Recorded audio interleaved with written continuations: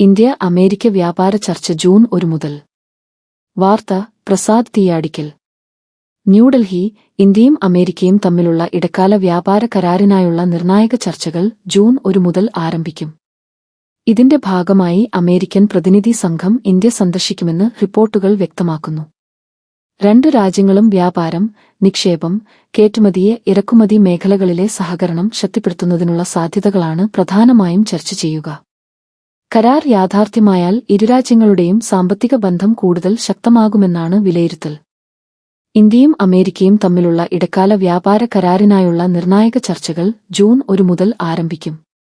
ഇതിന്റെ ഭാഗമായി അമേരിക്കൻ പ്രതിനിധി സംഘം ഇന്ത്യ സന്ദർശിക്കുമെന്ന് റിപ്പോർട്ടുകൾ വ്യക്തമാക്കുന്നു.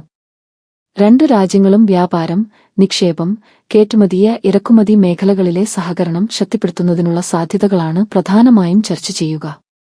കരാർ യാഥാർത്ഥ്യമായാൽ ഇരുരാജ്യങ്ങളുടെയും സാമ്പത്തിക ബന്ധം കൂടുതൽ ശക്തമാകുമെന്നാണ് വിലയിരുത്തൽ.